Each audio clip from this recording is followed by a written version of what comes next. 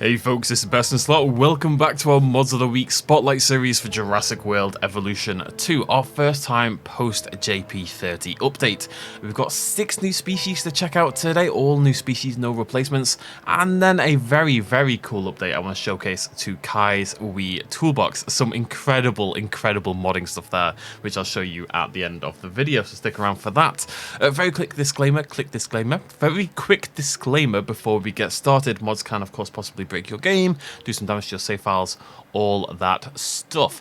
That's particularly a worry when the game updates, which, as I keep saying, hopefully 2 or 3 weeks time I would expect the next update for the game if Frontier stick to their usual schedule. I'm curious if the JP30 update will have maybe pushed their schedule back a little bit. We'll have to wait and see. But most things seem to work fine post-update. But that's not always a guarantee, so it can do some damage, and if it does do damage, it's not my fault, it's not the mod maker's fault, and most importantly, it's not Frontier's fault. It's your fault, you silly goose. Just do a clean install when a new update lands. No Asmodees today because I have a plumber in my kitchen at the moment, and I do not want to do the Asmodees voice. I think that would be really awkward. So let's get started with some new species. We're going to check out 2 to kick things off, both made by MASTERDOOT. Starting off with Venator.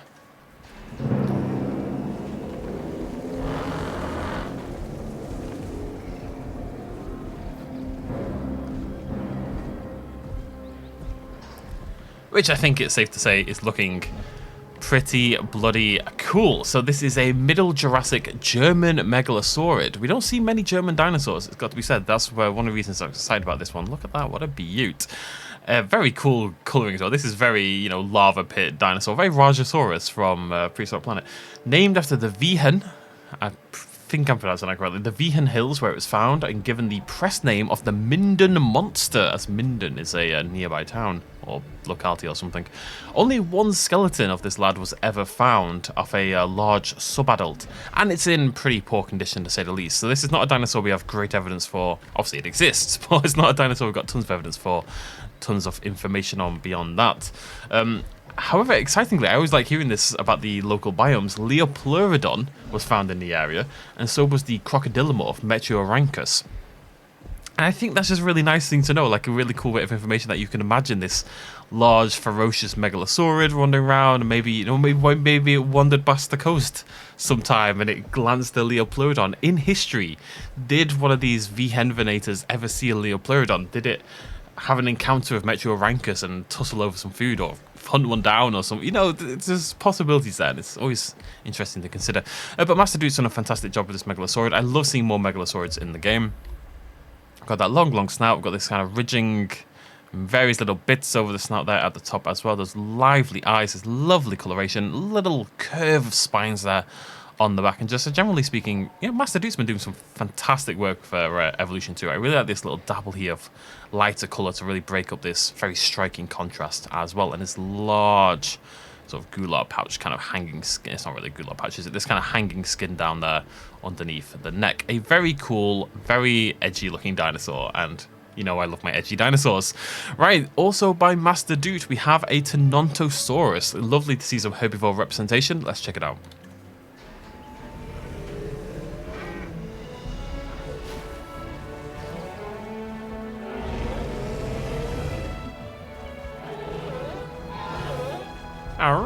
Adorable. So, Tenontosaurus, you're inside each other. Let's pause you for a sec so you can get a good look there. Beautiful looking dinosaur, got the big old beak, long skull, lovely patterning, kind of matching with our Venator there. And then, of course, these nice thick spines down the back, this which we'll talk about in just a second. Tenontosaurus is an ornithopod from early Cretaceous North America. Pretty well known as dinosaurs go as well. I think a lot of us are aware of Tenontosaurus already. Can't remember what from, though. I think it's in something. But yeah, it looks fantastic. It's an ornithopod, as I say, from early Cretaceous North America. Discovered in 1903, but not officially named until a John Ostrom expedition in the 1960s that turned up more than 40 specimens. And there were ones before that found like 20, and there's been one since I've found loads. We have tons of material for Tenontosaurus. It's herbivores, of course, tend to have a lot more material than carnivores, generally speaking, because you'd have maybe 1 large carnivore per 1,000 herbivores and something like that. That's the ratio we have in Africa at the moment. So Lots of lovely colours on this thing, really well. I love the spines on the back there. I think they look fantastic. You don't see them as often on herbivores, so that's a really nice little detail. What's renamed is Tenontosaurus now. It was called Tenantosaurus, which means the sinew lizard, because along its spine and along its tail, it's got all these stiffening sinews, which I think in part is why we have these kind of spikes moving along there. And it was renamed Tenontosaurus because I guess they thought it sounded cooler. Fun fact, the teeth and bones of Deinonychus are often found with skeletons of Tenontosaurus. And for a while, people suggested that maybe this meant Deinonychus was a pack hunter, because Tenontosaurus is quite a lot bigger than Deinonychus. So Deinonychus is not alone going to take down an adult. So they're thinking maybe they were going to pack hunt. There isn't actually that much evidence for proper pack hunting, though. And the consensus now is that Deinonychus probably hunted juveniles of the species, juvenile Tenontosaurus. And that sounds great for Tenontosaurus. You know, you make it to adulthood and maybe you're okay. Unfortunately, you also had to contend with Acrocanthosaurus in the same area. So Tenontosaurus probably didn't have the best of times, but there's lots of them. You know, that makes it okay. Either way, another fantastic dinosaur by MASTERDOOT. Now, next up, we're going to check a Mosasauridae pack. This is by Hassan Wicka-Tree. Your name is very difficult to pronounce. Hassan Wicka. There's no vowel between W and K. Hassan Wicka-Tree. Right, yeah, so this is a Mosasaurid pack, and we're going to start things off with our Globidens, which you may recognize recently from Prehistoric Planet, of course.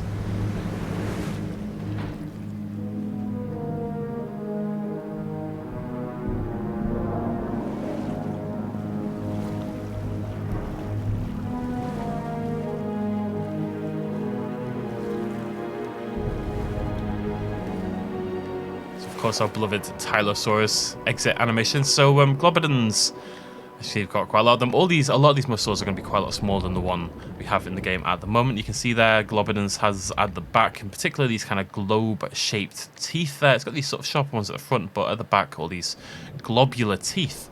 Globidens, where's my little, I didn't write too much about these. Yeah, so Globidens basically have these globe, circular, rounded teeth, because that helps, you know, like with a ballpoint hammer and stuff like that, those kind of help you crack through harder shells, and Globidens, as we saw in PP, would use that to crack into the shells of ammonites, and that would help it feast. So Globidens here looking really nice, got this kind of slightly burnt looking texture, we've got this sort of white counter shading underbelly going on, just a really cool little Mosasauridae. Ready to hunt down some ammonites. I love that there's loads of them. And I love that they're smaller in size. It's nice to get that variety. I think the game actually really needs a smaller Mosasaur. I hope that's something we get down the line. The aquatics have felt neglected for a little while now, actually. Right, next up, we're going to zoom through these relatively quickly. Something big to show you at the end, but this is a very cool pack, so I'm going to show you all four. Next on our list is... Kaifilu. Is that how you say it? Kaifilu? Kaifilu. Dum dum dum dum dum dum dum dum. Beautiful. Someone on the Nexus mentioned the lack of counter shading, but both of them have counter shading so far. Kaifilu there, they're very strong counter shading. We've got this white underbelly and this stark black coating at the top, and then there's lovely striping towards the back. Looks very much blends well into the game. They don't all feel too demonstrably different from each other in some ways, but they are a little bit separate, and of course morphology is different. This is a Mosasaurid from Antarctica, which, unlike the majority of Mosasaurs, this has heterodont teeth, which basically means that it has more than one different shape of tooth present, like we do. We've got, you know, your canines and incisors and your molars, all that kind of jazz, different shaped teeth to do different jobs. If you have different shaped teeth like this, it suggests that you've got a more varied diet. You know, we're omnivorous, we eat lots of different things. I know I do. So we have, you know, different shaped teeth to make us able to handle various food sources. And it seems Kaifilu and one of the other Mosasaurs we're going to see as well definitely had that present. It won't, however, open its blimmin' mouth to show me. It's got big old thick lips. But yeah, you can see there, you can see the difference in the tail between this and it's quite different in the tail between this and the Globidens. Third on our list, we have Platycarpus. We even have the species names, which is nice. Tympaniticus. I say it's nice. It's cool to have the species names, but the other dinosaurs in the game don't have the species names, so maybe I prefer... Well, not dinosaur, you know what I mean. Look at this little guy. Why does he release on his own when he's so tiny? Oh, he's so tiny. Oh, I love it. This is what we need more of, these tiny little ones. Look at him. He's thick boy, this long Indoraptor-esque stripe going down the back. He's a little bit chunkier than the others as well. And of course, size-wise, he is absolutely minuscule. I love that. I think that's fantastic. So, Platycarpus. Yep. Platycarpus from the United States suggested it would have occasionally actually swam upstream from the ocean into fresh water, like modern sea snakes are liable to do. So now, if you lived back then, like all the other humans, I mean, this is already small, by the way. Globulus is quite small already, and this guy,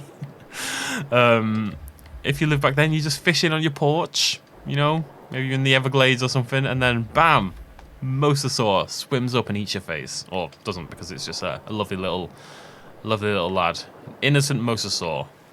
Just an innocent Mosasaur. Right, and the last in the pack is Prognathodon Saturator. Now this is our big boy. It's funny to me that the small one had a single one and this one's got 3. I love that patterning though. It looks like a blue-ringed octopus or something like that. Be in the light, please. Thank you. So there's a Prognathodon. From a huge range of seas, honestly. It does need some counter shading, this one, actually, I would say. The pattern's a little bit all-encompassing, but it's very cool to get something so unique. That spotted pattern is very unique. Oh, it does kind of have it, actually. That spotted pattern is very unique amongst our Mosasaurs, to say the least. So, huge range of area for a Prognathodon. Had long, impaling, serrated canines that would typically be perfect for hunting large vertebrate prey. It was found, there's, you know, examples of finding skeleton and we can find from gut residue and stuff like that. It's got big fish in its gut, it's had small fish in its gut, they found a sea turtle in one, and potentially a cephalopod in one as well. And I think this was mostly in the same Prognathodon, and this really presents a picture of a opportunistic but apex hunter. This is an animal that could probably tangle and eat with the vast majority of life forms in its area where it lived in the interior seaway. Prognathodon was a bit of a beast, and obviously reflected by its sheer size here compared to the rest of the pack. So just a really nice variety pack, really, of Mosasaurs. Really cool. I love these mini packs of things where it's all themed around a certain idea. I think they're always really fun. And if you wanted a bit more variety to your Mosasaurs, thanks to Hazen Wakatree, you can now do that. Right, so that is it for new species, but I'm going to show you something very cool. Kai's Wee Toolbox. We've been using it for a while. When you see me do this and move my dinosaurs around, that's using Kai's Wee Toolbox. When you see me pick up buildings and rotate them and stuff like that, that's Kai's Wee Toolbox. Kai has updated it with some fantastic stuff, however. So I'm going to show you 3 new menus that you need to go update your toolbox. Definitely go do that. Then once you've done that, you get these new menus. So I'm going to hit K. Boop. This is the environment tools. So, as you can see... Oh wait, apply time. Look at that. Actual just instantaneous.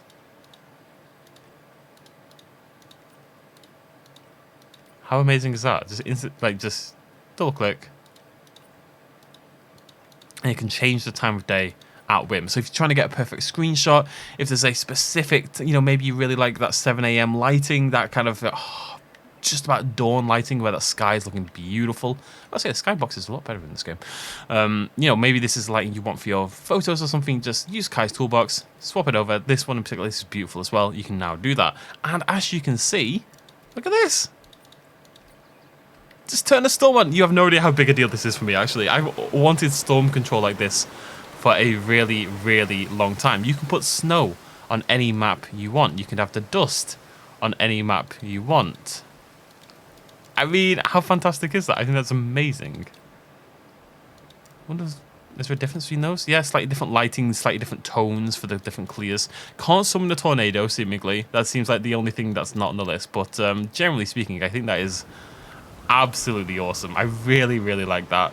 Just put these environments anywhere you want. Screenshot capabilities, you know, setting up certain scenes and stuff like that is going to get so much more powerful with this mod installed. Okay, there we go. Right, but that is not all we have. We've got a couple more tools as well. So if we hit the L key, boop, we have a dinosaur spawn. Look at this! How good is this? A dinosaur spawn menu. Oh, one sec. Okay, the plumber's gone. Asmodeus can return. Hello! Asmodeus has come back. Anyways, so by hitting the L key, we open the dinosaur spawn menu. And look at this. Look at this absolute sheer goddamn madness. Do you have any idea, if this works post-update, do you have any idea how much easier my life is going to be? It's going to be crazy, and it gets even better, as you'll see in a second. But as you can see, we can change the pattern on it. We can change the skin. I don't know what cosmetic set does. Probably nothing for these, but that'll depend on the dinosaur. We can test it out, though. If we find a... Let's go over here. So you can see you've got herbivores, you've got piscivores, omnivores, carnivores. If we go to our... And you can see it works. You know, we've got our modded... We've got our... Vehevenator right there. If we go into T-Rex and then cosmetic set, you can see it's swapping between things I don't understand. There we go. There's our feathered Rex and stuff like that. So you can swap between all of them. You can spawn them into the game. You know, if you want to spawn, you can do whatever you bloody like, ladies and gentlemen. Absolutely incredible amounts of control, as per usual with Kaiodenic stuff. Really just, yeah, amazing. If you want your pterosaurs breaking free, look at that. Look how good that is. I think it's amazing. Okay, folks, one last thing I want to show you. This is much more complex, to say the least, so if you want to go proper into depth on this, I do recommend checking out Kaiodenic's video on the updated V Toolbox, which will go into depth on everything you're about to see. I'm just going to show you the highlights, the Cole's notes, as it were. So the Dinosaur Control Toolbox we open by pressing J, and it just gives us tons of ridiculous options. So we can look at the stats and stuff like that. That's all pretty cool. If you go into this second tab, though, we can do some really good stuff. So we can tell our dinosaurs to teleport to an area, like so. We can tell them to walk to an area. If I do that, or I really shouldn't do this with sauropods, that's so slow, but as you can see, click over here and my Amargasaurus is now turning around and walking in that direction. I really think people who do machinimas and stuff like that are going to have just the greatest time with this kind of mod. If you want your dinosaur to go sleep at a certain area, we select our Amargasaurus, we're going to click over there, and it should walk over here, get to this location that I just pointed at, and then fall asleep, which is obviously incredible. Let's just watch that for a sec. Again, really shouldn't have picked an Amargasaurus. It's not an Amargasaurus. Why do I keep calling it an Amargasaurus? An Alamosaurus. Should have picked something much faster, but walks over and then gets to this spot and decides to have a nap. Amazing. Love that. You can tell dinosaurs to enact a hunt. I haven't managed to get that to work quite yet. Definitely does work, it's just me being stupid. And some other behaviors there, we can make them have a hunting behavior, so they'll then start looking for a hunting opportunity. This is maybe my favorite of the bunch, though. We can turn ragdoll on and off, which is really interesting by default. We can make them aggressive in terms of how they move, they start sprinting around, or we can make them sick in how they move, and they'll start to sort of dawdle a little bit and sort of move with some sickness. Made you aggressive, you've instantly gone to hunt. But we can also do all these idle actions over here. So if I want my lovely, oh, you've just gone to sleep, that's kind of rude. My plant, Alamosaurus, go back to sleep. Boop. Wait for it. There you go, straight back to sleep. I've clicked the sleep button. We can make them preen, we can make them eat. And this works even if they're not at a feeder. This is just kind of like forcing the animation. So if I move my Rex over there and we hit J again, we go back onto that one. This is my favorite part of it. So if we go eat, boop, you can see it stopped instantly. It just starts eating from the ground. It just enacts that behavior, enacts that animation no matter where it is. We can do the same with drinking. Oh, when it's finished, it's eating anyway. You're finished eating now. You're thirsty. There you go. Just drinks. This is going to make my life so much easier. You've got no idea. It's going to be so much easier to do so many things. We can do its fence attack animation when it's finished drinking.